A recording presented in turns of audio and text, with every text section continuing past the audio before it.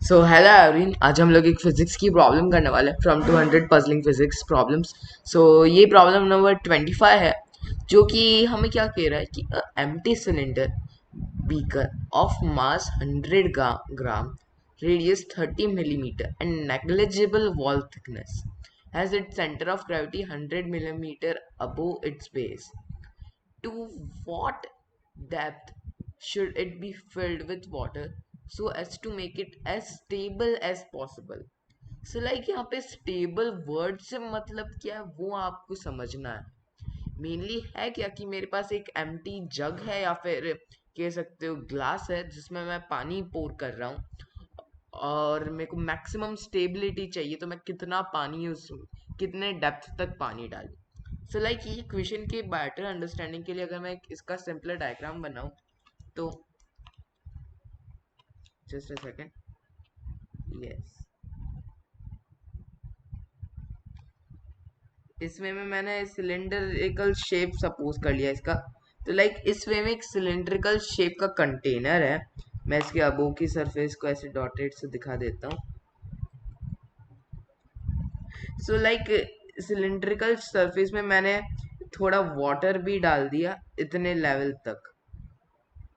Okay, ऐसे। तो like मैंने इतने लेवल तक, सपोज ये लेवल एक्स है, तो मेरे को इस एक्स की वैल्यू फाइंड आउट करनी है कि मैं कितने लेवल तक वाटर डालूं ताकि ये मोस्ट स्टेबल हो। तो सपोज लाइक मैंने वाटर डाल दिया, और तो होगा क्या कि इसकी जो टोटल सेंटर ऑफ मास की पोजीशन है, पूरे सिस्टम की सेंटर ऑफ मास की पोजीशन की मैं बात कर रहा हूँ, वो सपोज इधर आ गई। ठीक है, और ये यहाँ से सपोज y डिस्टेंस अबो है।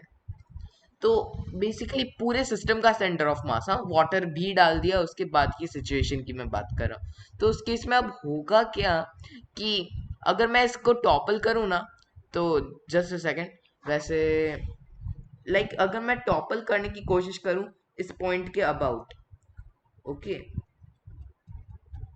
ये एंगल सपोज थीटा 1 है।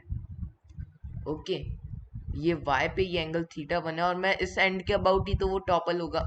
तो लाइक अगर वो टॉपल होगा तो आप खुद से सोचो होगा क्या कि बेसिकली अगर मैं इसे टॉपल करूंगा तो जब तक इसका सेंटर ऑफ मास इस पॉइंट से एकदम वर्टिकली नहीं आ जाता, मतलब सिलेंडर पूरा ऐसे थीटा 1 एंगल से टर्न न कर जाए इस पॉइंट के अबाउट, सिलेंडर अगर इस पूरे से थीटा 1 एंगल पे रोटेट कर चुका होगा तो वो पूरा गिर जाएगा। ओके, ये क्लियर है। So like theta 1 angle turn करने के बाद ही वो टॉपल होगा।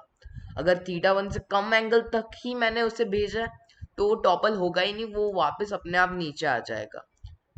अगर मैंने इस सिलेंडर को पूरा थीटा 1 एंगल रोटेट करा दिया तो उसके बाद ही वो टॉपल करेगा, यानी गिर जाएगा। तो मेरे को मैक्सिमम स्टेबल चाहिए, तो ये थीटा 1 की वैल्यू मैक्सिमम टू मैक्सिमम हो।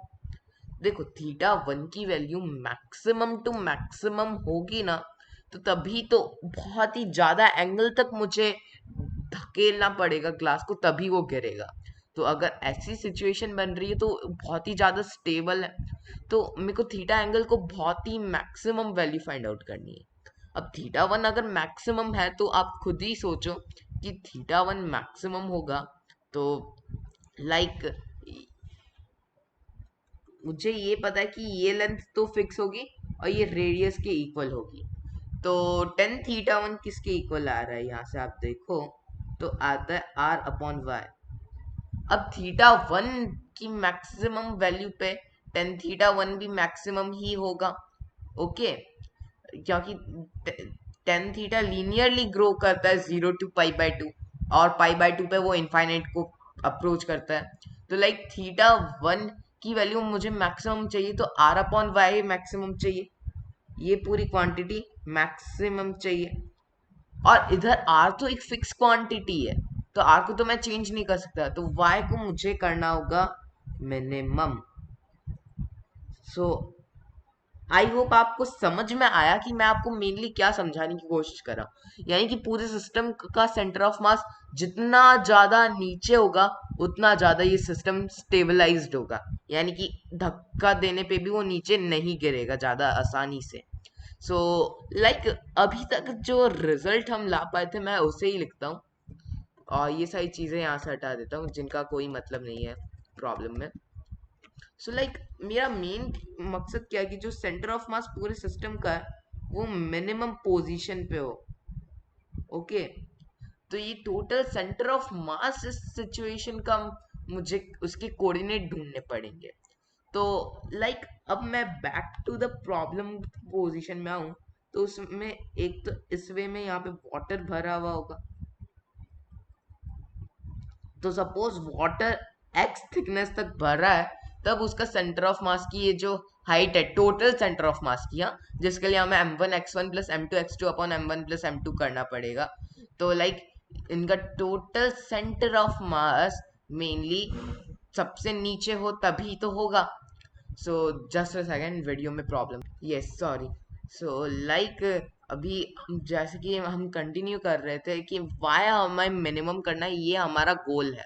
सो लाइक अगर मैं एक्स थिकनेस ऑफ वाटर इसमें डाल दूं, यानी एक्स डेप्थ ऑफ वाटर डाल दूं, तो वाई मुझे मिनिमम मिलता है। तो वाई की वैल्यू क्या है इन टर्म्स ऑफ एक्स, ये देखते हैं। सपोज वाटर की डेंसिटी रो है, तो सेंटर ऑफ मास जो टोटल है उस, और सपोज इस सिर्फ और सिर्फ ब्लैक बीकर का सेंटर ऑफ मास यहाँ पे है, जिसकी प्रॉब्लम में हमें हाइट दे रखी है, तो मैं उसे h से लिख देता हूँ। वैसे तो कई बार टोटल लेंथ ऑफ बीकर पता होता है, तो यूनिफॉर्मली मास मास बिखरा हुआ है, तो ये हाइट h/2 होनी चाहिए अगर टोटल हाइट h है। लेकिन क्वेश्चन में हमें h की वैल्यू ही दे रखी है जो कि सेंटर ऑफ मास से डिस्टेंस है, तो इधर इसे h का है मैंने। ओके, सो y जो कोऑर्डिनेट है वो इसके इक्वल होगा rho A x into x plus capital M H upon rho A x plus capital M. So मैं अभी आपको क्लियर कर देता हूँ मैंने क्या किया है। सो लाइक सेंटर ऑफ मास के लिए हमें ये पता है कि सेंटर ऑफ मास दो पॉइंट्स है, उनका टोटल सेंटर ऑफ मास मुझे फाइंड आउट करना है। तो मैं क्या कह सकता हूँ, m1 x1 plus m2 x2 upon m1 plus m2। अगर आप इधर ऑब्जर्व करो तो ये जो वाटर है उसका वॉल्यूम क्या है, a इंटू एक्स। अगर इसका बेस का एरिया a है तो रो से मैं मल्टीप्लाई कर दूंगा तो टोटल मास हो जाएगा। तो m1 की वैल्यू ये है, और जस्ट अ सेकेंड, सॉरी, यहाँ पे मुझे x/2 लिखना चाहिए था, क्योंकि बेसिकली इसका सेंटर ऑफ मास यहाँ से x/2 डिस्टेंस पे होगा। Okay, so suppose x depth पे मिनिमम आता है, तो इसका ये जो सेंटर ऑफ मास है वो यहाँ से x/2 पे होगा। सॉरी मैंने बहुत ही स्मॉल लिख दिया है। यस, यहाँ से ये x/2 पे होगा उसका सेंटर ऑफ मास। तो m1 x1 plus m2 x2 upon m1 plus m2, जहाँ कैपिटल M इस पूरे बीकर का मास है। बीकर का खुद का भी तो मास होगा ही। तो लाइक ये y मिनिमम चाहिए, तो y in terms of x इसके इक्वल है, जहाँ वेरिएबल सिर्फ और सिर्फ x है इस इक्वेशन में। आपको ये तो समझ में आ गया होगा। अब y मुझे मिनिमम चाहिए, तो मैं इस इक्वेशन में कर क्या सकता हूँ। द मेन थिंग जो कि हम कर सकते हैं कि हम इसे डिफरेंशिएट करते, क्योंकि डिफरेंशिएशन के थ्रू ही हमें मिनिमम वैल्यू मिल सकती है। सो लाइक अगर मैं डिफरेंशिएट करूँ इसे x के रिस्पेक्ट में और फिर जीरो कर दूँ इसके डेरिवेटिव को, तो मुझे मिनिमम वैल्यू मिलेगी। तो सबसे पहले तो डिनोमिनेटर स्क्वायर, तो वो कर दिया rho x plus capital M whole square. अब मैंने सबसे पहले न्यूमरेटर को डिफरेंशिएट किया, तो ये तो कांस्टेंट टर्म है, इसका डिफरेंशिएशन एक्स के रिस्पेक्ट में जीरो का, इसका आ जाएगा रो ए एक्स के इक्वल। फिर denominator as it is rho A x plus capital M.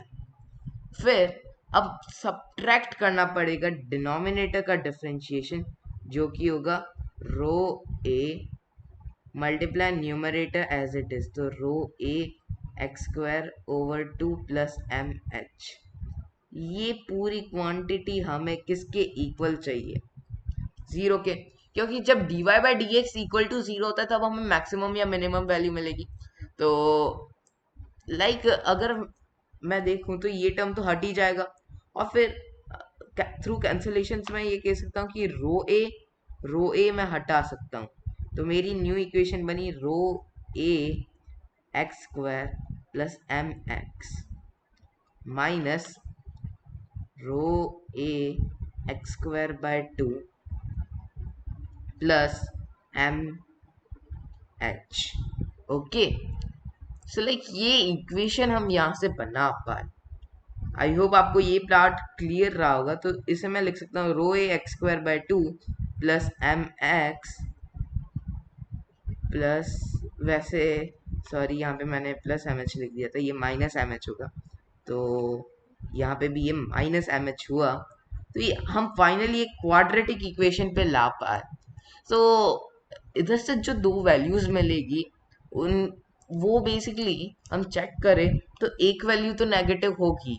अब कैसे अंदाजा लगा सकते हो विदाउट कैलकुलेटिंग कि एक वैल्यू नेगेटिव होगी? देखो कम ये जो पार्ट है ना वो नेगेटिव है, और रूट्स का जो मल्टीप्लिकेशन होता है a इंटू बी, तो हमें पता है कि a इंटू बी अगर नेगेटिव है तो इसका मतलब क्या है कि कोई एक तो नेगेटिव होगा ही।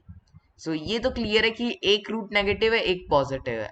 तो उससे अब हम रूट कैसे कैलकुलेट कर सकते हैं? Quadratic formula. तो वो मैं इस केस में लगाऊं तो मुझे मिला x is equal to minus B plus और minus square root of B square minus 4ac। तो a इंटू सी करूं और 4 से मल्टीप्लाई करूं तो ये आ जाएगा 2 rho A x square M H और प्लस साइन यहाँ divided by rho A, sorry मैंने बाय मिस्टेक यहाँ पे एक्स स्क्वायर लिख दिया, ये यहाँ पे बन रहा था 2 रो ए एम एच। सो यहाँ पे प्लस और माइनस आया, जैसा कि मैंने बताया कि एक रूट तो नेगेटिव होगा ही, तो आपको पता चल गया कि ये माइनस साइन मैं यहाँ से हटा सकता हूँ। ओके, सो फाइनली x की जो ये वैल्यू है वो इसके इक्वल होगी, जहां रो मैंने क्या कहा है, density of water, m rho density है, m मास है बीकर का, और h हाइट है सेंटर ऑफ मास की जो प्रॉब्लम में हमें दी है। ये तीनों गिवन क्वांटिटीज है, साथ ही a भी गिवन है। ये तीनों की वैल्यूज आप डाल के बेसिकली x को फाइंड आउट कर सकते हो। सो मेन मोटो आपको समझ में आ गया ना, कि आपको एक रफ आइडिया मैंने दिया, फिर कैसे कैलकुलेट करेंगे और इक्वेशन हम ले आए, और अब तो सीधा वैल्यूज डालने का ही काम है जो कि सिंपल रहेगा। सो आई होप आपको ये सोल्यूशन समझ में आगा। मेन कंसेप्ट क्या है कि सेंटर ऑफ मास की जो पोजीशन है ना वो एकदम मिनिमम पे होनी चाहिए, और जैसे कि हम डिफरेंशिएशन को जीरो कर देते हैं तो उससे हमें x की ऐसी वैल्यू मिलेगी जिसके लिए वो मिनिमम होगा या मैक्सिमम, मिनिमम होगा या मैक्सिमम। बट x की पॉजिटिव वैल्यू तो एक ही पॉसिबल है, तो वो मिनिमम वैल्यू को ही दर्शाएगा। आपको अगर एग्जैक्टली चेक भी करना है ना तो आप फर्स्ट डेरिवेटिव या उस वे में जा सकते हो, या फिर ये x की वैल्यू अगर आपने कैलकुलेट कर ली है तो आप y की जो एक्सप्रेशन है उसमें पुट करो। और देखो, जब वाटर बिल्कुल ही नहीं भरा होता तब तो सेंटर ऑफ मास h पे होता, तो अगर मिनिमम वैल्यू ऑफ मेरे को सिस्टम के सेंटर ऑफ मास की मिली है तो y की वैल्यू h से तो कम होनी ही चाहिए। ओके, तो अगर आपने x की वैल्यू उसमें पुट की है और आपको y लेस देन h मिल गया तो आप कह सकते हो कि ये मिनिमम वैल्यू है। ओके, सो मैंने आपको जस्ट एक मेथडोलॉजी बता दिया, बाकी तो आप वैल्यूज पुट करना तो सिंपल काम है, सो वो तो आप कर ही सकते हो। सो आई होप आपको ये सोल्यूशन समझ में आया होगा। ओके, मैं इसका फाइनल आंसर आपको बता देता हूँ। सो एक्स की इधर आप न्यूमेरिकल वैल्यूज पुट करने की कोशिश करो तो आपको क्या मिलेगा। सो मैंने न्यूमेरिक वैल्यूज दे दी जो कि इन प्रॉब्लम में गिवन था, तो मुझे मिलेगा क्या पता है, x equal to 55.9 millimetre correct answer है इसका, क्योंकि एक तो यहाँ पे डाटा भी मिलीमीटर में था। तो बेसिकली सेंटर ऑफ ग्रेविटी यानी कि h की वैल्यू 100 मिलीमीटर है, मास 100 ग्राम है, रेडियस 30 मिलीमीटर है, तो उससे एरिया आप ढूंढोगे पाई आर स्क्वायर करके। तो लाइक अगर आप एक्स उससे फाइनली ढूंढने जाओगे तो आपको क्या मिलेगा, 55.9 मिलीमीटर। तो 55.9 मिलीमीटर पे बेसिकली ये सबसे स्टेबल पोजीशन पे होगा अपनी। Okay, bye everyone.